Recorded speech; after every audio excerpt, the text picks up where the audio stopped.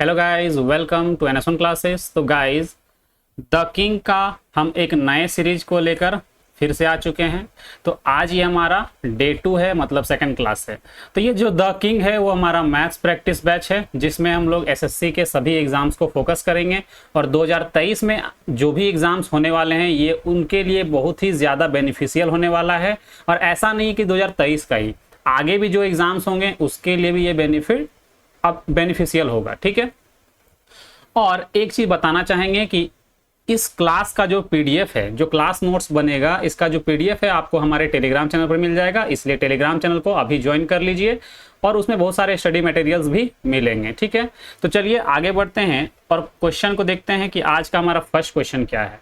तो हमारा क्वेश्चन वो क्या है, देखिएगा यहाँ पे बोला गया है, एक आदमी एक नाव को प्रवाह की दिशा में चलाते हुए एक निश्चित दूरी 9 घंटे में तय करता है, जबकि प्रवाह की विपरीत दिशा में नाव चलाते हुए समान दूरी तय करने में उसे 18 घंटे का समय लगता है। तो बोला गया शांत जल में समान दूरी के 3/5 भाग तक नाव चलाने में उसे कितने घंटे लगेंगे। तो क्वेश्चन को कैसे सॉल्व करेंगे, ध्यान से देखिएगा। धारा के प्रवाह की दिशा में यानी कि B+S, देखिए बोट एंड स्ट्रीम हम आपको पहले ही पढ़ा चुके हैं, आपको प्लेलिस्ट मिल जाएगा। अगर आपको पूरा डिटेल से इसको पढ़ना है तो आप जाके पढ़ सकते हैं वहां पे। ठीक है। देखिए धारा के प्रवाह की दिशा में यानी कि B+S × 9, ये डिस्टेंस निकल गया। ठीक है। और इतना ही डिस्टेंस, सेम डिस्टेंस क्या होगा, धारा के विपरीत आएगा यानी कि B-S। तो इसमें टाइम कितना लगता है, 18 घंटा। तो दोनों का डिस्टेंस सेम है, इसलिए दोनों को इक्वल कर दिए। ठीक है। जब दोनों को सॉल्व करेंगे, ये 9 से 2 बार कटेगा और ये एक बार में। तो यहां से अगर हम सॉल्व करते हैं B+S = 2B-S, ठीक है। जब इसको सॉल्व करेंगे तो यहाँ पे B और इधर हो जाएगा 3S। ठीक है। यानी B/S = कितना हो जाएगा, 3/1। ये हमारा रेशियो निकला। तो अब इसको आप 3x या फिर x मानकर सॉल्व करिए। यहाँ पे 3x और इसको x मान के सॉल्व करिए, या फिर इसको 6, इसको 2 मान के सॉल्व करिए, या इसको 18 और इसको 6 मान के सॉल्व करिए। कितना भी वैल्यू लेके सॉल्व करिए, आंसर हर तरह से आएगा। ठीक है। क्यों? क्योंकि यहाँ पर जो ये रेशियो है ना, वो 3:1 हमेशा मेंटेन रख के लेकिन आपको सॉल्व करना है, तभी आंसर आएगा। ठीक है।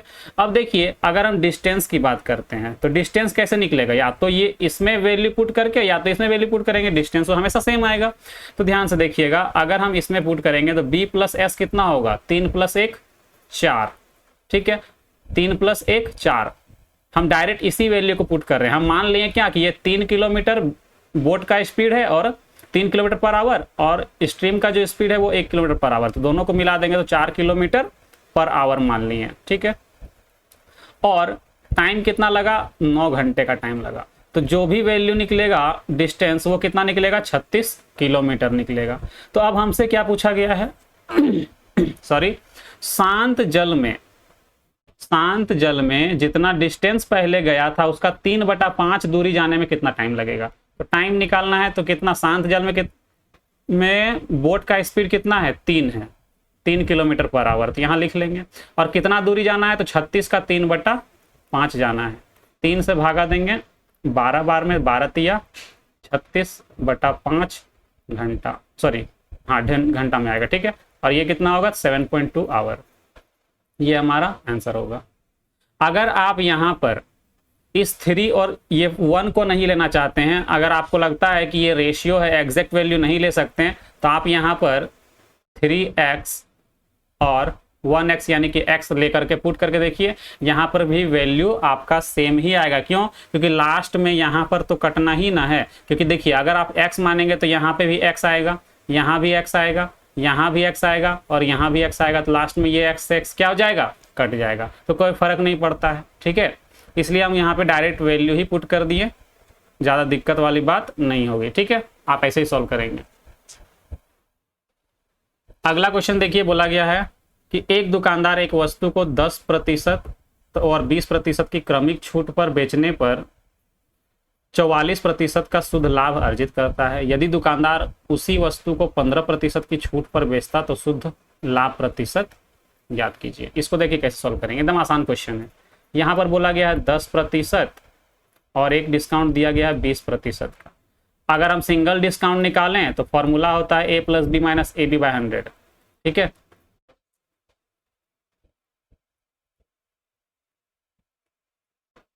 इसको काटेंगे यहाँ पे। ठीक है, तो यहाँ पे कितना आ जाएगा आपका 28%। ठीक है, ये सिंगल डिस्काउंट निकल गया। तो यहाँ से अगर हम CP/MP निकालें तो हम आपको डिस्काउंट में पढ़ा चुके हैं कि CP/MP क्या होता है, 100 minus discount percent, 100 minus discount percent और 100 प्लस प्रॉफिट परसेंट। तो 100 माइनस डिस्काउंट कितना का 28 का यानी कि 72, और 100 प्लस प्रॉफिट परसेंट कितना 44 यानी कि 144। अगर यहाँ पे डिवाइड कर देंगे इसको तो कितना बन कट जाएगा 2 बार में, 72 दूना 144 यानी कि रेशियो कितना निकल गया 1:2। अब अगर हम इस स्टेटमेंट की बात करें तो यहाँ से CP/MP कितना निकलेगा, तो यहाँ पर डिस्काउंट अगर 28 के जगह पे कितना का देता 15 का डिस्काउंट यानी कि 85 में बेचेगा। तो हर केस में इतना आप याद रखिए, इस दोनों केस में CP और MP का रेशियो या CP और MP का जो वैल्यू होगा वो चेंज नहीं होगा, सेम होगा दोनों ही केस में। तो जरा ध्यान से देखिए, इसमें 1:2 है तो इसको भी 1:2 होना पड़ेगा।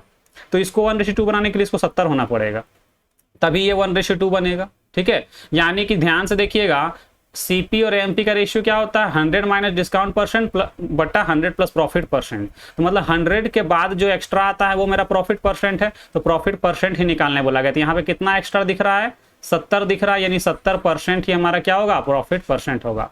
अगर आप ऐसे डायरेक्ट नहीं करना चाहते तो आप ऐसे भी कर सकते हैं कि CP/MP इक्वल टू 15 का डिस्काउंट देगा यहाँ पे तो 85 में बेचेगा, और MP कितना नहीं पता तो 100 प्लस प्रॉफिट परसेंट लिखेंगे। ठीक है, और इसी के इक्वल कौन है CP/MP 1/2, दोनों तो सेम ही होगा ना क्योंकि दोनों CP/MP है। ठीक है, और दोनों केस में CP और MP सेम होगा। जब इसको सॉल्व करेंगे ना तो क्रॉस मल्टीप्लाई करेंगे तो यहाँ पे 170 बटा 100 प्लस प्रॉफिट परसेंट। तो 100 जब माइनस कर देंगे तो प्रॉफिट परसेंट कितना निकल जाएगा 70% निकल जाएगा। तो आप ऐसे भी सॉल्व कर सकते हैं, लेकिन ऐसे करने में थोड़ा ज़्यादा टाइम लगेगा। तो आप ऐसे सोच सकते हैं कि यहाँ पे अगर 85 है तो इस जैसे यहाँ डबल हुआ था 1:2, तो यहाँ भी 1:2 बनाने के लिए क्या करना होगा 85 का डबल करना होगा यानी 170। तो 70% क्या होगा मेरा प्रॉफिट होगा। क्लियर है। अगला क्वेश्चन क्या है, बोला गया है उन संख्याओं का SCF यानी महत्तम समापवर्तक और लघुत्तम समापवर्तक मतलब LCM के बीच का अनुपात क्या होगा। मतलब SCF और LCM का रेशियो निकालना है, जिनका LCM जो है वो 48 दिया हुआ, दोनों संख्याओं का गुणनफल यानी कि प्रोडक्ट कितना दिया हुआ है 384 दिया हुआ है। ठीक है, तो देखिए हम एक चीज लेट करके आपको लिख दे रहे हैं, बाकी तो हम लिखते नहीं है, ऐसा लिख दे रहे हैं कि लेट कर लेते हैं कि HCF इक्वल टू H है ना, और LCM इक्वल टू L। जब हम LCM ऐसे पढ़ाएंगे तो ये चीज हम पहले ही बता चुके होंगे कि HCF को हम H लिखेंगे और LCM को L लिखेंगे, तो आप समझ जाइएगा। ठीक है, तो देखिए अगर हम HCF को H मानते हैं तो पहला नंबर क्या होगा, तो इतना आप याद रखिएगा HCF जो है ना वो हर जगह मौजूद रहता है, चाहे वो पहला नंबर हो, दूसरा नंबर हो, या दोनों का प्रोडक्ट हो, या दोनों का LCM हो, HCF हर जगह मौजूद रहता है। ठीक है, यानी कि ये HX मान लेते हैं और जो दूसरा नंबर है वो HY मान लेते हैं। तो LCM यानी कि L क्या होगा, तो LCM कैसे होगा, तो H कॉमन है ना तो HXY होगा यानी कि 48, और दोनों का प्रोडक्ट यानी कि HX, दोनों का प्रोडक्ट यानी कि HX इंटू HY, ये कितना दिया हुआ है तो 384 दिया हुआ है। तो अगर हम इसको ऐसे लिख लें तो कोई दिक्कत है क्या, H इंटू HXY 384। तो जरा ध्यान से देखिएगा, ये जो HX लिखे हैं ना, ये जो HX लिखे हैं यहाँ पे, तो इसका जो वैल्यू है, इस HX का जो वैल्यू है वो कितना है, वो है 48। वो कितना है 48, जो 48 से जब काटेंगे तो ये 8 बार में कट जाएगा। ठीक है, तो X यहाँ पे H का वैल्यू कितना आ गया 8, यानी कि हमको क्या निकालना है SCF और LCM का रेशियो निकालना है, यानी कि 8:48 काटेंगे एक बार में और ये 6 बार में, यानी कि रेशियो कितना आ गया 1:6 आ गया। ये हमारा आंसर होगा। क्लियर है, चलिए आगे बढ़ते हैं। क्वेश्चन नंबर 4, बोला गया एक स्कूटर के मूल्य में क्रमिक तौर पर 10%, 15% और 10%, 5% और 15% की वृद्धि होती है, तो स्कूटर की कीमत में कुल कितने प्रतिशत की वृद्धि होगी। ठीक है, तो सक्सेसिव लगा दीजिए यहाँ पे। ठीक है, 10% का फ्रैक्शन वैल्यू होता है 1/10, 5 का फ्रैक्शन वैल्यू 1/20 और 15 का फ्रैक्शन वैल्यू 3/20। ठीक है, मतलब पहले ये अगर 10 था तो बढ़ के 11 हो गया होगा। ठीक है, पहले ये 20 था तो बढ़ के 21 हो गया होगा, पहले ये 20 था तो बढ़ के 23 हो गया होगा। सॉल्व करेंगे, इधर आएगा 4000 और इसको सॉल्व करेंगे तो 21 का स्क्वायर होता है 441 और 21 दूना 42, यहाँ 483। 483 को 11 से मल्टीप्लाई करेंगे तो 3, 8 3 11 और 8 4 12 और 1 13 और उसके बाद 4 और 1 5। कितना का प्रॉफिट कितना का वृद्धि दिख रहा है, इंक्रीज कितना का हुआ है, तो 13 का है ना, 1313 का, यानी कि इंक्रीज परसेंट निकालना है कितना का वृद्धि हुआ है। ठीक है, इंक्रीज परसेंट, तो इंक्रीज हुआ है 1313 का कितना में, 4000 में गुना 100%। 2 जीरो तो यहीं से कट जाएगा। ठीक है, अब 40 से इसको डिवाइड करते हैं तो 4 तिया 12 और 4 चौक 16, ज़्यादा हो जा रहा है ना 4 बार में, तो 4 तिया 12, 120 बच गया 11, 113, यानी 4 दूनी 8 यानी कि 80, यानी कि 3 बार में ज़्यादा हो जा रहा है ना, तो 2 बार में 32 वाला ऑप्शन एक ही है, यही आंसर होगा। ठीक है,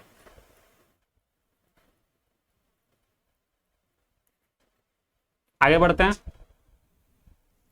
नेक्स्ट क्वेश्चन देखिए, बोला गया है एक परीक्षा में एक कक्षा में 25 छात्रों के अंकों का औसत कितना है, 19 है।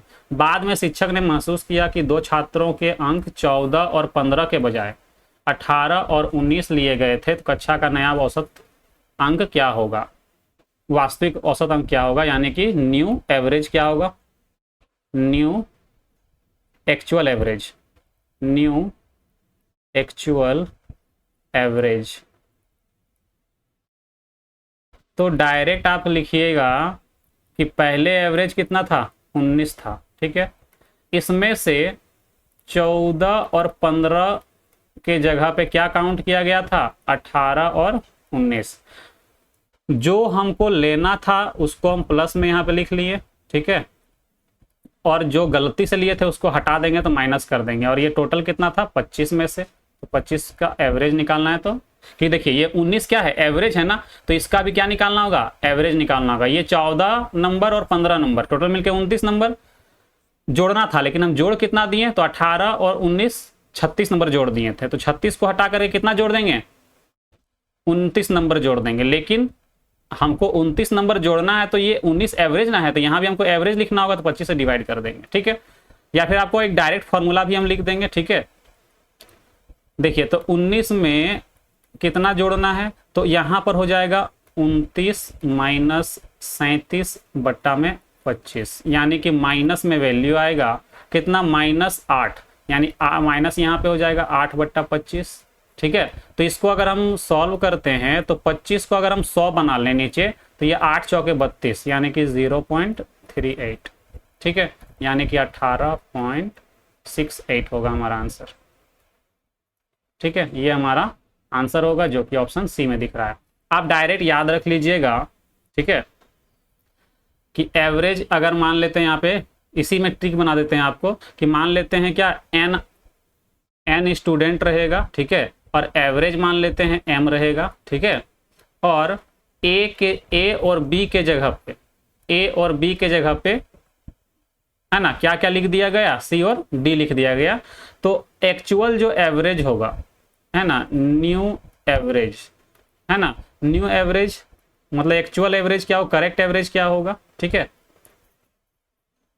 करेक्ट एवरेज क्या होगा, तो डायरेक्ट लिखेंगे यहाँ पर m plus a plus b minus c minus d by n। ठीक है, ये आपका फॉर्मूला बन गया। ठीक है, चलिए आगे बढ़ते हैं। अगला क्वेश्चन, इसको सॉल्व करना है, आसान सा है, ध्यान से देखिएगा। ये sine a sine cos b minus cos a sine b, तो डायरेक्ट एक फॉर्मूला होता है इसका, यहाँ पे देखिएगा, इसका जो एक डायरेक्ट फॉर्मूला है साइन ए माइनस बी, ये डायरेक्ट फॉर्मूला है इसका, ठीक है। तो आगे बढ़ेंगे तो साइन -30 डिग्री, ठीक है। तो -30 डिग्री को हम लिख सकते हैं माइनस साइन 30 डिग्री, यानी कि ये हमारा आंसर होगा, ठीक है। नेक्स्ट क्वेश्चन, ये देखिए 3 एंगल दिया हुआ है, 3 एंगल दिया हुआ है एक ट्रायंगल का, ठीक है। तो 2x का वैल्यू फाइंड करने के लिए कहा गया था। हमको पता है कि तीनों एंगल का जो सम होगा ना वो 180 डिग्री के बराबर होगा। तीनों एंगल का जो सम होगा ना वो 180 डिग्री के इक्वल होगा, ठीक है। ये डिग्री में लिख लेते हैं इसको, ठीक है। तो ध्यान से देखिएगा यहाँ पर 10x + 50 degree equal to 180 degree. तो 10x का जो वैल्यू निकलेगा वो कितना निकलेगा 130 डिग्री, यानी कि हमको यहाँ 2 चाहिए तो 5 से डिवाइड करना होगा। 5 से इसको डिवाइड करते हैं, है ना। तो कितना हो जाएगा 5 दूनी 10 और 5 6 30, यानी कि 26 डिग्री। 2x का वैल्यू कितना आ गया 26 डिग्री, ठीक है। ये हमारा आंसर होगा। नेक्स्ट क्वेश्चन, एक समबाहु त्रिभुज यानी कि इक्विलेटरल ट्रायंगल का जो साइड है वो कितना है 12 सेंटीमीटर है, ठीक है। और बोला गया है इस समबाहु त्रिभुज के परिगत करने वाले वृत्त की त्रिज्या क्या है। परिगत मतलब क्या, बाहर में। इसको क्या करें, एक ध्यान से देखिए, इसको एक डायग्राम बना के समझा देते हैं, ज़्यादा बढ़िया रहेगा, ठीक है। एक पहले ट्रायंगल ड्रॉ करते हैं, ठीक है, इक्विलेटरल ट्रायंगल।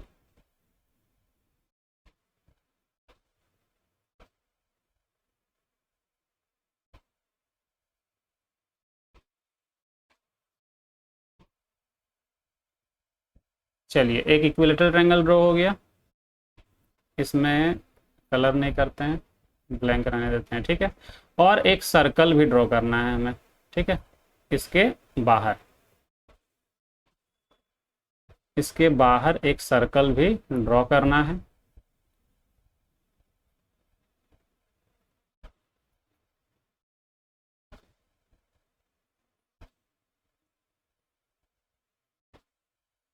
थोड़ा सा प्रॉब्लम तो होता है, लेकिन क्या करें, मैनेज करते हैं, ठीक है।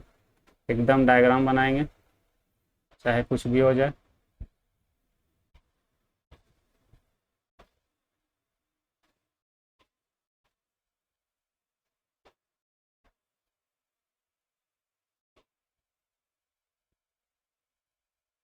चलिए, ये हमारा डायग्राम बन गया है ना।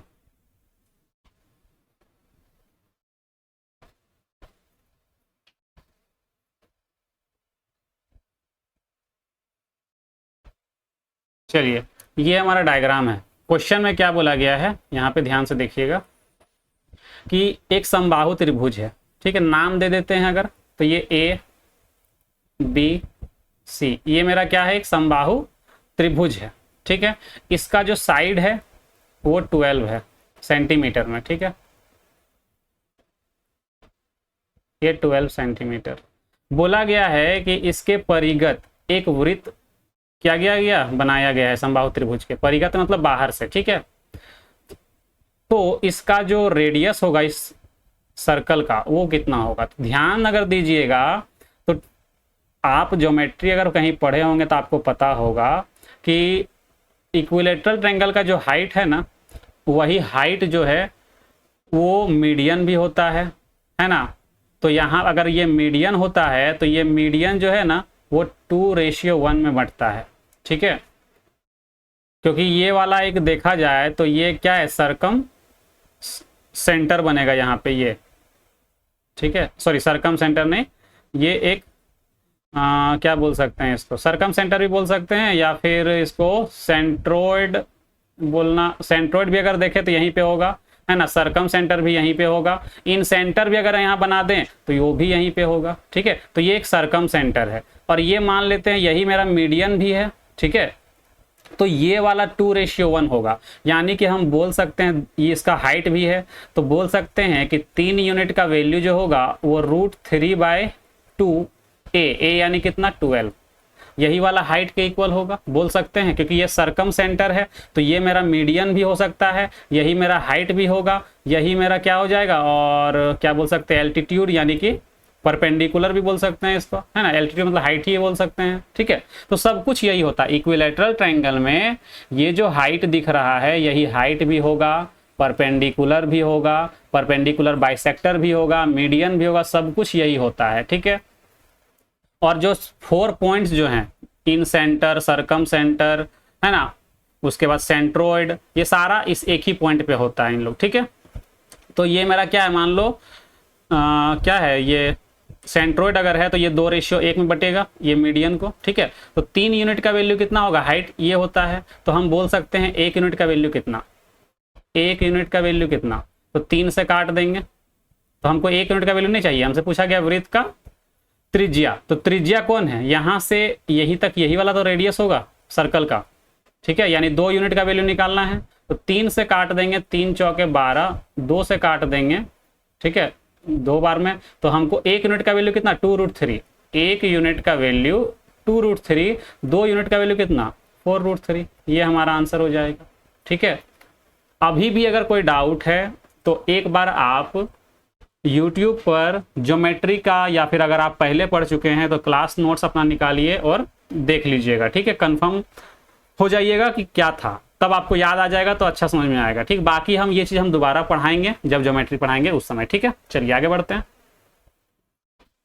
अगला क्वेश्चन देखिए, थोड़ा सा कैलकुलेटिव है लेकिन सॉल्व किया जा सकता है। देखिए ये जो बोला गया है यहाँ पे, निम्नलिखित तालिका विभिन्न दुकानों में विभिन्न वस्तुओं की संख्या और प्रति इकाई उनके संबंधित विक्रय मूल्य को दर्शाती है। ये टेबल बनाया गया है, ABCDEF क्या है, दुकानें हैं, है ना। कुल वस्तुएं कितना है तो ये दिया गया है, AC, कूलर और पंखा, ये 3 तरह का है जिसका रेशियो इस रेशियो में दिया गया है, ठीक है, और दोनों का विक्रय मूल्य दिया हुआ है पर यूनिट एक वस्तु का, ठीक है। तो क्वेश्चन क्या बोला गया है, कुल राजस्व पर प्रतिशत ज्ञात करें जो दुकान ई से कूलर की बिक्री से आता है। दुकान ई ये वाला है, कूलर कौन है, कूलर की बिक्री 8000 एक ठोका है, ठीक है। यहाँ पे कूलर कौन है बीच में, यानी कि ये, तो कूलर की बिक्री से जितना आय आता है, राजस्व जो आता है, रेवेन्यू जो आता है ना, उसका परसेंटेज बताना है, ठीक है। तो कैसे करेंगे, देखिए टोटल यहाँ पर अगर देखें 5, 6, 4, 10 यूनिट का वैल्यू 4000। अगर हम यहाँ पूरा रेशियो ही लिख लें, अगर हम पूरा रेशियो लिख लें 5:1:4, ये मेरा AC है ना। यहाँ पे 1 मिनट रुकिएगा, ठीक है। AC कूलर, ठीक है, C से लिख रहे हैं, और पंखा यानी फैन, ठीक है। तो 5:1:4, ठीक है। टोटल कितना था 10 का वैल्यू कितना 4000, 10 का वैल्यू 4000, तो 1 0 कट जाएगा तो कितना बचेगा 400, यानी 1 का वैल्यू 400, 4 का वैल्यू 1600 और 5 का वैल्यू 2000, ठीक है। यहाँ तक क्लियर है। अब अगर हम इसको आगे सॉल्व करें तो हमसे क्या पूछा गया, परसेंटेज पूछा गया है, ठीक है।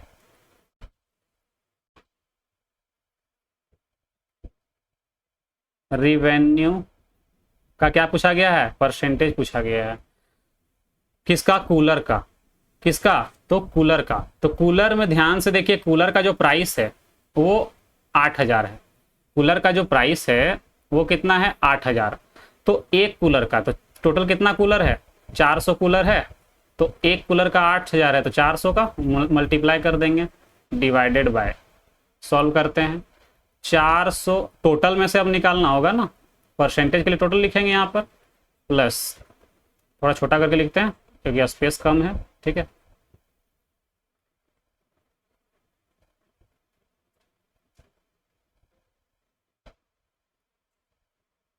उसके बाद ये हो गया कूलर का, है ना।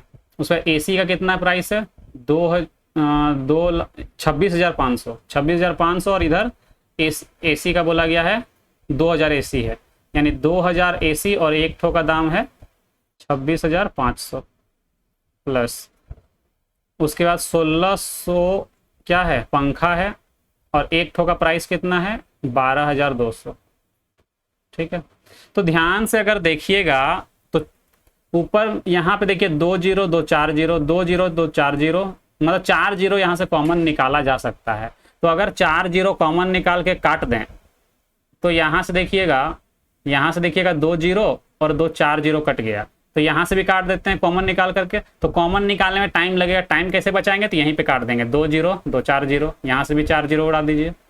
ठीक है, इसमें दिख नहीं रहा है, इसको कल और कोई पेन से कट करते हैं। ठीक है, रेड से कट करते हैं।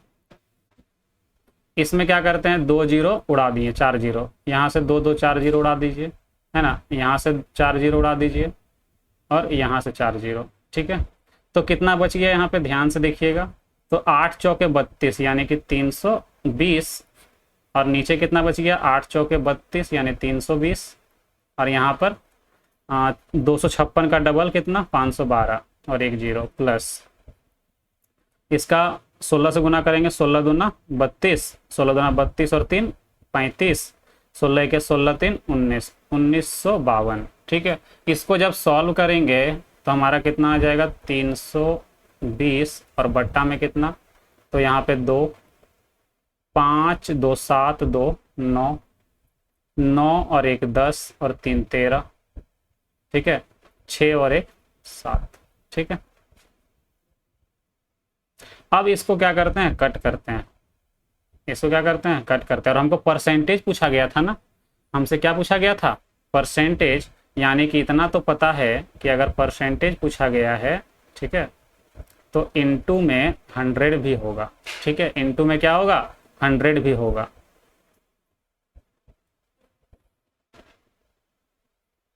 इनटू में 100 भी होगा। ठीक है, तो इसको जब सॉल्व करेंगे तो यहाँ पर 3 जीरो और बट्टा में 73 92। ठीक है, 73 92 अभी भी कटेगा, अभी भी कटेगा। ठीक है, कितना बार कटेगा, तो 32 बार से कट जाता है, 32 बार में कटेगा। इसमें थोड़ा लिखने का स्पेस नहीं मिल रहा है। ठीक है, यहाँ लिखते हैं, इसको थोड़ा सा स्पेस बनाते हैं इस जगह को। ठीक है, देखिएगा हम यहाँ सॉल्व कर रहे हैं, यहाँ पे काटते हैं पहले, इसको काटिए 32 से। ठीक है, 32 से काटेंगे 1000, इसको 32 से काटिए, 32 दूनी 64, 32 दूनी 64, तो कितना बच गया 9 99। या फिर पहले काट लीजिए 32 दूनी 64। अच्छा इसको रुकिए 1 मिनट, इसको काटते हैं 16 से या 8 से, 8 चौक 32 और 8 से काटेंगे 8 9 72, फिर 8 9 72 19, 8 9 72, एक बच गया 19, 8 दूनी 16 बच गया 3, 8 चौके 32, फिर 4 से काट दीजिए, 4 दूनी 8, 4 तिया 12, 4 1 4। ठीक है, और ये 4 से काट देंगे तो 1000। ठीक है, यानी कि आपका जो यहाँ पे वैल्यू आया ना वो 1231%। जब इसको डिवाइड आप करेंगे तो ध्यान से जरा देखिएगा कि 5 बार में ज़्यादा हो जाएगा और 4 बार में एक्यूरेट बैठेगा कितना, तो देखिए 4 दूनी 8 और यहाँ पे 4 1 4, 4 3 बार 4 दूनी 8 और 1 9, यानी कि लगभग 4 वाला आंसर होगा। तो एक ही ऑप्शन दिख रहा है 4 वाला। ठीक है, 3 वाला तो होगा नहीं, कम हो जाएगा, तो डायरेक्ट पूरा सॉल्व नहीं करना है, आपका आंसर आ गया है। ठीक है, तो ये हमारा आंसर हो जाएगा। ठीक है, थोड़ा सा यहाँ पे स्पेस कम था। ठीक है, मैनेज कर लीजिएगा। इसमें 1 मिनट, इसमें हम नोट कर दे रहे हैं कि यहाँ के बाद आपको ऊपर वाला लिखना है, ये वाला। ठीक है, चलिए आगे बढ़ते हैं। ये वाला एकदम आसान है। क्वेश्चन क्या बोला गया, राज्य S3 के सर्वेक्षण में भाग लेने वाले व्यक्तियों की संख्या राज्य S4 के से सर्वेक्षण में भाग लेने वाले व्यक्तियों की संख्या का अनुपात कितना होगा। मतलब आपको निकालना है S3 रेशियो S4। S3 कितना दिख रहा है 400, S4 कितना दिख रहा है 500, डायरेक्ट काटिए 4 रेशियो 5, खत्म हो गया क्वेश्चन। ठीक है, नेक्स्ट क्वेश्चन, यहां पे बोला गया है कि निम्नलिखित तालिका एक परीक्षा में 4 अलग अलग विषयों में 6 छात्रों द्वारा प्राप्त अंकों को दर्शाती है। प्रत्येक विषय के लिए अधिकतम अंक 100 हैं। तो बोला गया तालिका के आधार पर निम्नलिखित प्रश्न का उत्तर दें। उन छात्रों की संख्या कितनी है जिनके कुल प्रतिशत अंक 80% से 80 या 80 से ज्यादा है। मतलब आपसे पूछा गया है कि ऐसे कितने स्टूडेंट्स हैं, छात्र ए बी सी डी ई और एफ में, ये 6 स्टूडेंट में ऐसे कितने स्टूडेंट हैं जिनका जो परसेंटेज है वो टोटल परसेंटेज जो है वो 80 या 80 से ज़्यादा है।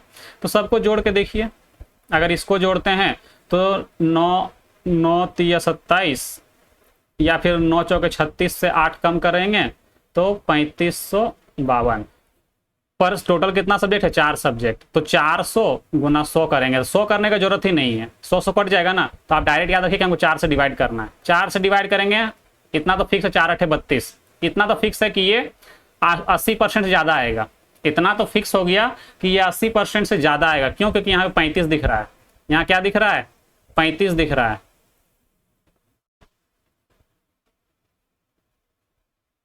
यहाँ पे हमको क्या दिख रहा है, 35 दिख रहा है। तो 4 से कट करेंगे तो कितना हो जाएगा, 4 8 32 और 4 8 32, 88%। तो एक वाला सही हो गया कि ये काउंट होगा। दूसरा वाला 90, यहाँ पर भी बोल सकते हैं कि ना 85 का 4 गुना कर दीजिए, 85 का 4 गुना करेंगे तो 85% यहाँ पे आएगा, एक ठोका। एवरेज में अगर देखा जाए तो कितना, 85 ये भी है, 85 ये भी है। अगर यहाँ से 5 उठा के इसको दे दिए तो 85 ये भी, चारों जब 85 है यानी परसेंटेज भी 85 ही होगा।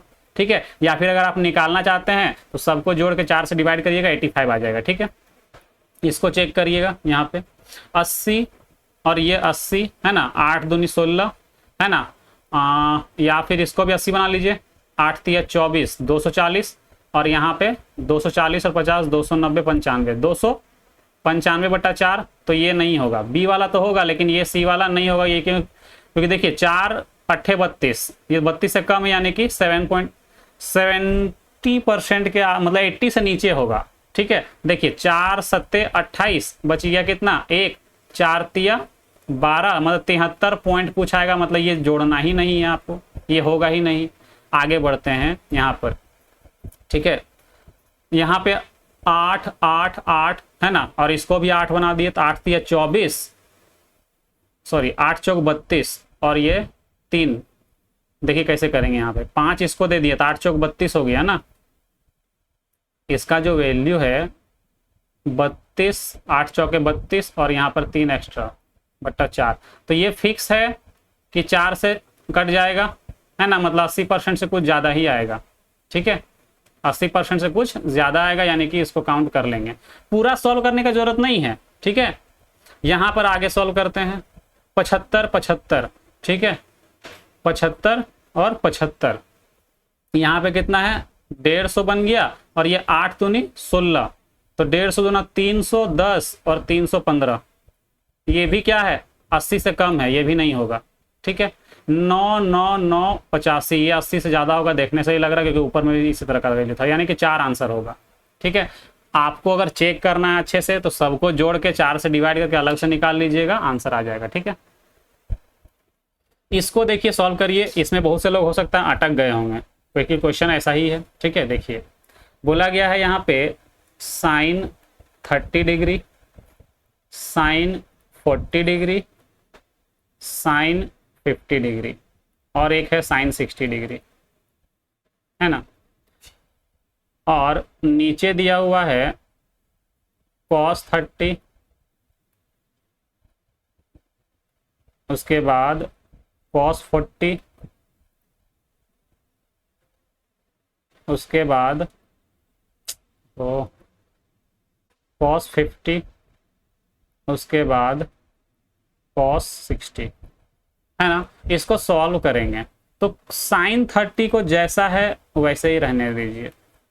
साइन 40 को लिख सकते हैं cos 50, कैसे, तो जरा ध्यान से देखिएगा। क्या साइन 40 को हम लिख सकते हैं साइन 90 - 40, तो sine 90 minus theta equal to क्या होता है, कॉस थीटा, यानी कि कॉस, यहाँ पे 50 लिखेंगे तब ना 40 आएगा माइनस होने से, तो कॉस 50। तो देखिए कॉस 50 लिखे थे, तो 90 माइनस, ये वाला ट्रिक यहाँ पे लग रहा है, ट्रिक नहीं मतलब ये रूल लग रहा है, ठीक है, जो हम लोग ट्रिग्नोमेट्री में पढ़ते हैं। क्या रूल है, यहाँ लिख दे रहे हैं बगल में कि sine 90 minus theta equal to cos theta होता है, और cos 90 minus theta sine theta होता है। ये आपको अगर याद होगा तो क्वेश्चन को आप आराम से सॉल्व कर पाएंगे। ये हो जाएगा क्या, तो कॉस 40 हो जाएगा इसी रूल से, और ये जैसा का वैसे ही रहने दीजिए, ठीक है। नीचे वाले वैल्यू में भी कुछ चेंजिंग करेंगे। कॉस 30 को लिख सकते हैं, कॉस 30 को अगर चेंज करेंगे तो साइन 60 हो जाएगा 90 माइनस थीटा वाला रूल से, ठीक है। और ये वैसे ही रहने दीजिए क्योंकि हमको कट करना है, इसको भी ऐसे ही रहने दीजिए, कट हो जाएगा। इसको चेंज कर लेते हैं, cos 60 को लिखेंगे sin 30 डिग्री, ठीक है। तो ध्यान से देखिए सारा कट रहा है, ये इससे कट रहा है, ये इससे कट रहा है, ये इससे कट रहा है, और ये इससे कट रहा है, यानी कि हमारा आंसर 1 हो जाएगा, ठीक है। चलिए आगे बढ़ते हैं। Question number 13, A B C एक कार्य अलग अलग क्रमशः 10, 20, 40, मतलब ए बी और सी जो है ना 10 दिन, 20 दिन और 40 दिन में पूरा कर सकते हैं। यदि ए को प्रत्येक तीसरे दिन बी और सी दोनों द्वारा सहायता प्रदान की जाए तो कार्य कितने दिन में पूरा होगा। तो ये टाइम एंड वर्क का क्वेश्चन है, तो टाइम एंड वर्क में हम लोग ये चीज़ पढ़ेंगे। अभी हमने टाइम एंड वर्क पढ़ाना शुरू किया है, ठीक है, 2 क्लासेस हो चुकी हैं। अगर आपको पूरा देखना है, ठीक है, तो प्लेलिस्ट में जाइए, टाइम एंड वर्क का 2 वीडियो वहां पर डला हुआ है। आगे के वीडियो में हम लोग इस टाइप को करेंगे, ठीक है। तो देखिए इसको कैसे करना है। तो सबसे पहले ए कितना दिन में करता है, 10 दिन में, बी कितना दिन में करता है, 20 दिन में, सी कितना दिन में करता है, 40 दिन में। एलसीएम कितना होगा, 40। इफिशियंसी निकालेंगे तो 4, 2, 1, ठीक है। अब अगर ध्यान से देखें कि एक राउंड में कितना काम हो रहा है, तो पहला दिन ए काम करेगा, फर्स्ट डे में ए, सेकेंड डे में भी कौन काम किया, ए। जैसे ही थर्ड डे आएगा उसमें मदद करने के लिए कौन आएगा, बी और सी आएगा, ठीक है, यानी कि ये थर्ड डे। यानी बोल सकते हैं कि एक राउंड में 3 दिन है। एक राउंड का मतलब 3 डेज हो रहा है, ठीक है, एक राउंड का मतलब 3 डेज। तो अगर हम एक राउंड में देखें कि कितना काम हो रहा है एक दिन में, इफिशियंसी की अगर हम बात करें, एक राउंड में इफिशियंसी कितना है, ठीक है। तो ए करता है, ए देखिए यहाँ काम किया, यहाँ काम किया और यहाँ, यानी कि ए 3 दिन तक लगातार काम किया, यानी कि 4 गुने 3, और बी काम किया 2 और 1, यानी कि 4 तिया 12, 3 15 मतलब इफिशियंसी कितना आ गया, 15। तो ध्यान से देखिएगा टोटल 40 काम करना है। 15 से अगर इसको डिवाइड करें, 15 दूनी 30, यानी कि एक राउंड यानी 2 राउंड में, ये राउंड है 2R, 2 राउंड में कितना काम हो गया, 2 राउंड में 30 काम हो गया, बचा कितना, 10 काम। 2 राउंड का मतलब कितना है, तो 2 तिया 6, 3 गुना कर देंगे ना। अगर इसका 3 गुना कर दें तो कितना हो जाएगा, 6 दिन हो जाएगा। अब ये 10 काम करने के लिए कौन आएगा फिर से, तो एक राउंड खत्म हो गया ना, 3 दिन खत्म हो गया, चौथा दिन फिर से अकेले ए आएगा। ए कितना काम कर लेगा, 4 काम करेगा, यानी कि 1 दिन लग गया और, ठीक है, 1 दिन और लग गया। फिर अगला दिन 6 काम बचा हुआ है, फिर अगला दिन ए आएगा, 4 काम करेगा, फिर से 1 दिन लग गया। कितना काम बचा हुआ है, तो बचा हुआ है 2 काम। अब ये 2 काम करने के लिए कौन आएगा, 2 काम करने के लिए ये तीनों आएगा, क्योंकि देखो ये जब 2 राउंड कंप्लीट हो, यानी कि 2 राउंड यानी कि 6 दिन जब कंप्लीट हो गया तो फिर यहां से शुरू होगा, तो ए आएगा, फिर ए आएगा, फिर तीसरा दिन में ए बी और सी तीनों आएगा। तो तीनों करता है कितना काम, 4, 2, 6 और 1 7। अगर हम यहां पर देखें तो यहां पर 7 काम हो रहा है, यानी कि यहां 2 ही काम बचा हुआ है। तो क्या लिखेंगे, 2/7 दिन लगेगा इसको करने में। 2 को ऊपर, 7 को नीचे लिख लेंगे, ठीक है। सबको जोड़ेंगे तो 6 2 8 और यहाँ बचा हुआ है 2/7। डायरेक्ट ये हमारा आंसर होगा। ये अल्टरनेट डे का टाइप है, ठीक है, जिसको हम लोग टाइम एंड वर्क में सीखने वाले हैं। ठीक है, 2 वीडियो आ चुका है, तीसरा वीडियो में हम लोग अल्टरनेट डे या किसी और टाइप के बारे में बात करेंगे। लेकिन आपको अगर पूरा वीडियो देखना है तो आप प्लेलिस्ट में जाकर देख सकते हैं। ठीक है, क्वेश्चन नंबर 14 बोला गया ओ इस वृत्त का केंद्र है। ठीक है, बिंदु P से खींची गई स्पर्श रेखा वृत्त को Q पर स्पर्श करती है।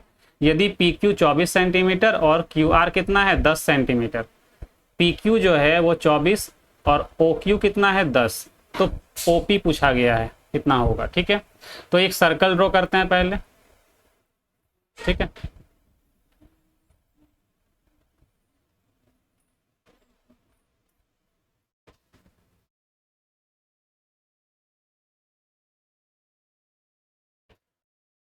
देखिए इस सर्कल में क्या बोला गया है कि O क्या है, इसका सेंटर है। मान लीजिए यहाँ पे O क्या है, सेंटर है। एक बाहर पे कोई बिंदु P है जिससे एक स्पर्श रेखा खींचा गया है जो इसको कहाँ पे टच करता है, 1 मिनट मान लेते हैं यहाँ पे, 1 मिनट। एक बिंदु P यहाँ पर है, ठीक है, और यहाँ पर टच कर रहा है Q पर, और यहाँ से OP अगर लाइन ड्रॉ करें, अगर OP लाइन ड्रॉ करते हैं तो यहाँ पे टच करता है। ठीक है, मान लीजिए, और इसको यहाँ से मिला दें। ये लाइन सीधा ड्रॉ क्यों नहीं होता है, ठीक है, यहाँ पर इसको मिला दें तो हमको पता है अगर सेंटर से किसी टेंजेंट पर कोई लाइन ड्रॉ करते हैं तो वो 90 डिग्री होता है यहाँ पे। ठीक है, तो समझिए यहाँ पर PQ कितना है तो 24 सेंटीमीटर है, OQ कितना है 10 सेंटीमीटर है। तो ध्यान से अगर एक ट्रिपलेट आपको याद होगा, ट्रिपलेट अगर आपको याद होगा, एक 5 12 13, 5 12 13 का एक ट्रिपलेट बनता है। तो ध्यान से देखिएगा, यहाँ 5 के जगह पे कितना है 10 और 12 के जगह पे 24, तो 13 के जगह पे कितना होना चाहिए 26। यानी कि हम बोल सकते हैं कि यहाँ पर जो वैल्यू आएगा वो कितना आएगा 26 सेंटीमीटर आएगा। ठीक है, या फिर आप पाइथागोरस भी लगा लेंगे तो आपका आंसर आ जाएगा। ठीक है, नेक्स्ट क्वेश्चन 1.6 और 3.6 के बीच मध्यानुपाती और 5 और 8 के तृतीयानुपाती का अनुपात क्या होगा। तो आप रेशियो एंड प्रोपोर्शन का पूरा वीडियो जाकर के देखिए, है ना, हम आपको ये सब क्वेश्चन करवा चुके हैं पहले। अगर जो मेरे से पहले से पढ़ते हुए आ रहे हैं उनको ये पता होगा। ठीक है, जो नए हैं उनको अगर पूरा वीडियो देखना है तो प्लेलिस्ट में जाकर देख सकते हैं। तो निकालना क्या है, तो mean proportion ratio third proportion. ठीक है, थर्ड प्रोपोर्शन का रेशियो निकालना है। मीन प्रोपोर्शन का फॉर्मूला होता है √AB, यानी कि 1.6 इंटू 3.6। और थर्ड प्रोपोर्शन का फॉर्मूला क्या होता है B²/A, यानी कि 8 का स्क्वायर कितना 64/A मतलब 5। इसको जब सॉल्व करेंगे, यहाँ पर पॉइंट अगर हटाएं, अगर हम पॉइंट हटाते हैं, ठीक है, तो यहाँ पे 10, यहाँ पॉइंट हटाएंगे तो 10, यानी कि रूट से जब बाहर निकालेंगे ना तो कितना आ जाएगा 16 का 4 गुने 36 का 6 और 100 का 10, 10 के बदले 1 तो 10 आएगा। यहाँ पर 64/5, 5 से कट करेंगे 2 बार में, ठीक है, 4 से कट करेंगे 16 बार में, 2 से कट करेंगे 3 बार में, यानी कि हमारा जो रेशियो निकला वो 3:16, यानी कि ऑप्शन डी। ठीक है, नेक्स्ट क्वेश्चन, एक समरूप त्रिभुज ABC और DEF के क्षेत्रफल क्रमशः क्या है, x² सेंटीमीटर स्क्वायर और y² सेंटीमीटर स्क्वायर। EF कितना है, तो A सेंटीमीटर और BC निकालना है। तो डायरेक्ट आपको पता होगा कि दो अगर सिमिलर ट्रायंगल है, समरूप त्रिभुज है, तो दोनों का सबका जो कॉरस्पॉन्डिंग रेशियो होता है ना वो इक्वल होता है। लेकिन एरिया क्या होता है, तो उसका स्क्वायर के फॉर्म पे होता है ना। तो ध्यान से देखिएगा कि एरिया जो है ना वो x² और y² है। ठीक है, तो हमको पता है कि अगर एरिया स्क्वायर के फॉर्म पे है तो इसका रूट लगाएंगे ना, रूट लगा देंगे यहाँ पे, तो क्या होगा, BC बाय ए के बराबर आएगा। रूट लगाएंगे तब, क्यों, क्योंकि एरिया स्क्वायर के फॉर्म पे होता है, साइड सिर्फ सेंटीमीटर में होता है, ये सेंटीमीटर स्क्वायर के फॉर्म पे होता है एरिया। ठीक है, तो आपको ये पता होगा, नहीं पता है तो जब हम ज्योमेट्री पढ़ेंगे तो पता चल जाएगा आपको। ठीक है, यहाँ से BC का वैल्यू कैसे निकलेगा, तो ये जब सॉल्व करेंगे तो यहाँ x by y equal to BC by A. ठीक है, EC का वैल्यू a था, EF का वैल्यू a था। ठीक है, जब सॉल्व करेंगे तो BC equal to AX by y, यानी कि ऑप्शन ए। ठीक है, क्वेश्चन इसमें क्या बोला है कि इसको 8 से भाग देने पर शेषफल क्या, रिमाइंडर, तो 8 से भाग दीजिए ना। डिविजिबिलिटी रूल पढ़े हैं कि लास्ट का 3 डिजिट को 8 से डिवाइड करेंगे, जो डिविजिबिलिटी रूल क्या है कि अगर ये 8 से डिवाइड हो जा रहा है, ये लास्ट का 3 डिजिट, तो ये पूरा नंबर 8 से डिवाइड होगा। तो रिमाइंडर में भी तो यही केस है कि 3 ठो को लास्ट का 3 डिजिट को डिवाइड करने से जितना रिमाइंडर आएगा उतना ही रिमाइंडर पूरे को डिवाइड करने से आएगा। तो पूरा को डिवाइड नहीं करना है, 8 को सिर्फ 127 से डिवाइड करिए। तो 8 1 8 माइनस करेंगे कितना बच जाएगा, 4 47, 8 पचे 40, 8 पचे 40, तो कितना बच गया रिमाइंडर, 7 बच गया। ठीक है, इसमें कोई करने वाली कुछ बड़ा क्वेश्चन नहीं था। ठीक है, ये पूछने लायक भी नहीं है क्वेश्चन। अगला क्वेश्चन देखिए, यहाँ पर बोला गया है x का पावर 9, x का पावर 5, x का पावर -4, x का पावर 0 यानी कोई वैल्यू मतलब नहीं 1 है, और x पावर -6। हमको पता है मल्टीप्लाई के फॉर्म पावर क्या होते हैं, ऐड होते हैं, यानी कि 9 + 5, और ये -4 है तो -4 लिखेंगे, -6 लिखेंगे, 1 का कोई मतलब ही नहीं है लेना। ठीक है, तो 9 5 14 और 6 4 10, यानी कि x का पावर 4 आएगा, ये वाला। ठीक है, नेक्स्ट क्वेश्चन, 4 सेंटीमीटर त्रिज्या वाले शीशे के एक अर्धगोले को 72 सेंटीमीटर ऊंचाई वाले एक लंबवृत्तीय शंकु में ढाला जाता है, यानी कि दोनों का वॉल्यूम तो सेम ही ना रहेगा। तो वॉल्यूम इक्वल टू क्या होता है, 2/3 πr³, πr³। ये अर्धगोला का है, जो इक्वल होगा किसका, तो शंकु का जो वॉल्यूम होगा, है ना, यानी कोन का जो वॉल्यूम होगा, शंकु यानी कि कोन। ठीक है, कोन का वैल्यू क्या होगा, 1/3, कोन का जो वॉल्यूम होगा वो 1/3 πr²h, 1/3 πr²h। तो यहाँ पे पाई से पाई कट जाएगा, 3 से 3 कट जाएगा। ठीक है, r² से ये r² कटेगा, एक ठो r बच जाएगा यहाँ पे। ठीक है, तो 2r = h। ठीक है, 2r = h। तो जरा ध्यान से देख, अच्छा एक मिनट, एक गड़बड़ है, थोड़ा सा मिस्टेक हो गया, रुकिए फिर से करते हैं इसको। ठीक है, रेडियस दोनों का अलग अलग ना होगा, सेम तो नहीं होगा, इसीलिए इसको लिखते हैं 2/3 पाई, ये गोला है। ठीक है, ये क्या है, गोला है। तो मान लिए इसका रेडियस r, कैपिटल R³ और शंकु का जो होगा मतलब कोन का जो होगा वॉल्यूम πr²h, इसमें स्मॉल r मान लेते हैं। ठीक है, तो ये कटेगा नहीं। ठीक है, ये गड़बड़ हो गया था थोड़ा सा। तो पाई का वैल्यू सेम होगा, कट जाएगा, 3 से 3 कट जाएगा। यहाँ पे क्या लिखेंगे, 2 × कैपिटल R का वैल्यू क्या है, 4 है ना, यानी कि 4 का क्यूब यानी 64 लिखेंगे। अभी बाद में लिखते हैं, पहले इसको रहने देते हैं। यहाँ पे r² रहने देते हैं, h का वैल्यू 72। तो अगर हम इसको सॉल्व करते हैं, 2 × 4 का स्क्वायर 64 बराबर r² × 72। 2 से इसको कट करते हैं तो कितना बार में कट जाएगा, 36 बार में। ठीक है, यहाँ से कट करते हैं अगर 4 9 36 और 16 चौक 64। ठीक है, तो r² = कितना होगा, 16/9। तो r = कितना होगा, 4/3, डिवाइड करेंगे तो 1.33 सेंटीमीटर। ठीक है, यानी कि ऑप्शन सी। क्वेश्चन नंबर 20, क्या बोला गया, एक व्यक्ति किसी निश्चित राशि को 25% की वार्षिक दर से साधारण ब्याज पर उधार देता है।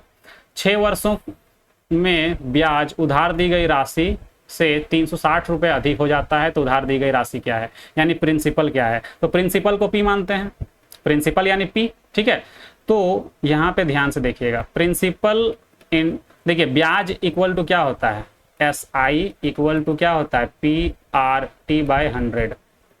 ठीक है, तो हम यहाँ पे क्या लिखते हैं समझिए, ब्याज जो है वो प्रिंसिपल से कितना ज़्यादा है, मतलब इंटरेस्ट जो है, सिंपल इंटरेस्ट जो है SI जो है वो प्रिंसिपल से 360 रुपये अधिक है। तो अगर मान लेते हैं प्रिंसिपल पी है, प्रिंसिपल क्या है पी, इससे 360 ज़्यादा है, कौन, एसआई का वैल्यू मिल गया।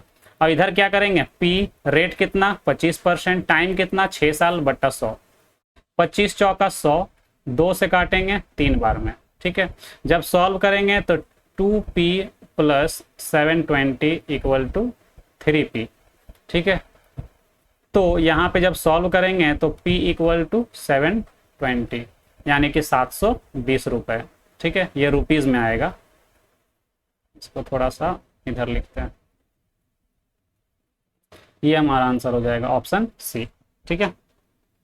नेक्स्ट क्वेश्चन, एक जोड़ी जूते के क्रय मूल्य और विक्रय मूल्य के बीच का जो अंतर है वो 1200 है, तो यदि लाभ प्रतिशत 15 है तो विक्रय मूल्य क्या होगा। आसान क्वेश्चन है, ध्यान से देखिए। 15% कहने का क्या मतलब है कि 3 ऊपर फ्रैक्शन वैल्यू अगर लिखें 3/20 होता है ना, 3/20, ठीक है। ये मेरा प्रॉफिट है और ये मेरा सीपी है। अभी देखिए इसका शॉर्ट ट्रिक बता देंगे डायरेक्ट करने के लिए, ये पहले आप समझिए। खरीदा है 20 में, 3 का प्रॉफिट में बेचेगा, यानी कि एसपी कितना होगा, तो 23 होगा। तो एसपी और सीपी का जो डिफरेंस है वो कौन है, तो जो प्रॉफिट जो बोला गया वही तो डिफरेंस है इसका। यानी कि हम बोल सकते हैं 3 यूनिट का वैल्यू कितना 1200, यानी 1 यूनिट का वैल्यू 400, तो 23 यूनिट का वैल्यू कितना 23 चौक 92 यानी कि 9200। ये हमारा आंसर हो जाएगा। तो एग्जाम में आप इतना लिखेंगे तो टाइम हल्का लगेगा। तो इससे भी शॉर्ट तरीका क्या है, इससे पता हमको क्या चला कि जो प्रॉफिट परसेंट है ना वही मेरा डिफरेंस है। यानी हम डायरेक्ट बोल देंगे कि 15% का वैल्यू 1200, तो 1% का वैल्यू 12 से, मतलब 12 से 1200 को काटेंगे ना इसे 15 से, तो 15 8 120 80 आ गया।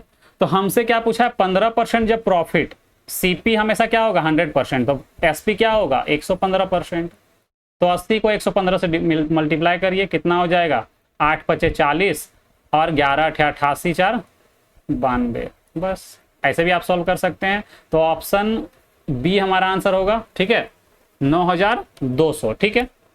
तो आपको जो ठीक लगता है आप ऐसे करो या ऐसे करो, बस आपको इतना याद रखना है कि जो प्रॉफिट होता है ना वही मेरा क्या है डिफरेंस है। तो अगर आप फ्रैक्शन वैल्यू का यूज करेंगे तो इतना लिखना नहीं है, डायरेक्ट इसका फ्रैक्शन वैल्यू कितना होता है 3/20, यानी 3 का वैल्यू कितना 1200, तो 23 का वैल्यू कितना करेंगे तो 92, बस ऐसे करना है, ठीक है।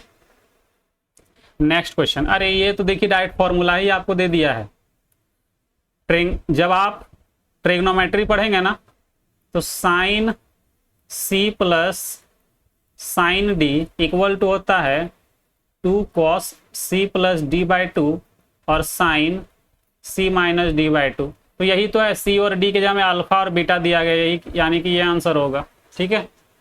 तो देखिए डायरेक्ट फॉर्मूला भी पूछ लिया जाता है।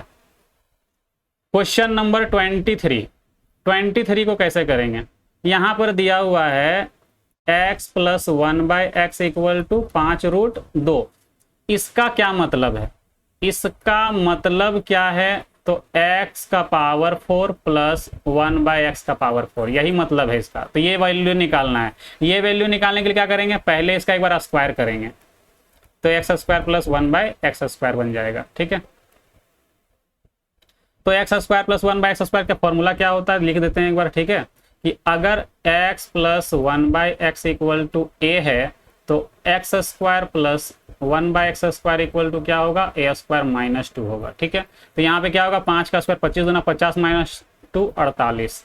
इसका दोबारा स्क्वायर कर दीजिए तो कितना हो जाएगा x का पावर 4 प्लस 1/x का पावर 4, ठीक है। तो फिर से देखिए अभी कुछ देर के लिए इसको मान लीजिए x, इसको मान लीजिए x, तो ये x² प्लस y² फिर से बनेगा ना, यानी a² माइनस 2, इसका स्क्वायर फिर से करिए, इसका 48 का स्क्वायर यानी कि 2 का स्क्वायर 0 4 और 25 में 2 माइनस करेंगे 23 माइनस 2 कर देंगे तो 23 02 हमारा आंसर होगा, ये ऑप्शन बी, ठीक है। क्वेश्चन नंबर 24, ये भी आसान है। बोला गया केरल द्वारा स्टील के उत्पादन अनुरूप केंद्रीय कोण क्या है। केरला येलो वाला है, ये वाला, ठीक है, ये केरला है। तो टोटल को अगर हम यहाँ पे ऐड करते हैं तो 200 400 600 और 20 अगर यहाँ दे दें तो 800 और 40 यहाँ दे दें तो 1000। यानी कि 1000 का वैल्यू अगर डिग्री में देखें तो 360 डिग्री का एंगल बनेगा। तो हमसे चाहिए सिर्फ केरला का 200। तो अगर 5 से इसको क्या करते हैं, डिवाइड कर देते हैं, यानी 1/, अगर 5 कर दे तो ये 200 बन जाएगा। तो इसको भी 5 से डिवाइड करेंगे तो 5 7 35 और 5 दूनी 10, यानी 72 डिग्री क्या होगा, हमारा आंसर होगा ऑप्शन डी। ठीक है, question number 25 number last question है आज का। ठीक है, और ये सारे जितने भी क्वेश्चन मैंने आपको कराए हैं वो सारे 2022 में सीजीएल में आया हुआ है, सीजीएल प्री का। ठीक है, देखिए इसको कैसे सॉल्व करेंगे। इसका मतलब क्या है, तो k + 1/k = -2। तो आप डायरेक्ट याद रखेंगे कि अगर कहीं पे x + 1/x का वैल्यू -2 है तो इसमें x का वैल्यू -1 होगा। ये आपको डायरेक्ट याद रखना है। तो यहां से क्या निकल गया, तो यहां से ये निकल गया कि k का वैल्यू -1, k का वैल्यू -1, तो इसका वैल्यू कितना होगा, k² + 4k - 2 divided by k² + k - 5 का इसका वैल्यू कितना होगा। तो ये हो जाएगा 1 क्योंकि स्क्वायर है। यहाँ पे हो जाएगा -4 - 2, यहाँ पे क्या होगा 1 -1 -5, ये -1 + 1 कट जाएगा। ठीक है, और यहाँ पे कितना 4 2 6 -6, और यहाँ तो एक कम होगा -5 और नीचे भी -5, कट करके कितना आ जाएगा 1, यानी कि ये हमारा आंसर होगा। तो आज का हमारा वीडियो यहाँ पर समाप्त होता है। ठीक है, 25 क्वेश्चंस हमने कंप्लीट कर लिए हैं। तो ये हमारा डे 2 द किंग सीरीज का डे 2 आज कंप्लीट हुआ। अगर किसी भी तरह का कोई डाउट है तो आप कमेंट कर सकते हैं।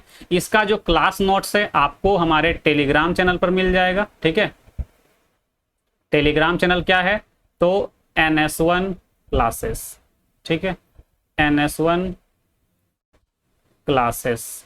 ठीक है, इस टेलीग्राम चैनल पर आपको PDF मिल जाएगा। ठीक है, लेकिन आपसे एक बात कहना है कि आप लोग वीडियो को शेयर नहीं करते हैं, लाइक नहीं करते हैं, तो प्लीज रिक्वेस्ट है सपोर्ट करिए। ठीक है, ये जो कंटेंट है ऐसा कंटेंट आपको YouTube में फ्री में मिल रहा है। ठीक है, तो जितना मेहनत हम कर रहे हैं तो आपके लिए कर रहे हैं, तो प्लीज सपोर्ट करिए। ठीक है, और ऐसे वीडियोस हम लेकर आते रहेंगे। अभी हमने टाइम एंड वर्क भी शुरू किया है। ठीक है, जिसमें 2 वीडियोस आ चुके हैं, आप वो भी देख सकते हैं। बाकी हमने फ्री में बहुत सारे वीडियोस जो हैं वो दिए हुए हैं YouTube में, पूरा कंप्लीट है, कंप्लीट कंटेंट है, बिल्कुल फ्री है, आपको YouTube पर कोई भी नहीं देगा। ठीक है, तो प्लेलिस्ट नीचे डिस्क्रिप्शन पे आपको मिल जाएगा, जाकर एक बार देखिए। ऐसा कंटेंट आपको YouTube में कहीं नहीं मिलेगा। ठीक है, तो उम्मीद है आज का सेशन आपको अच्छा लगा होगा। तो मिलते हैं नेक्स्ट वीडियो में, तब तक के लिए बाय बाय, टेक केयर।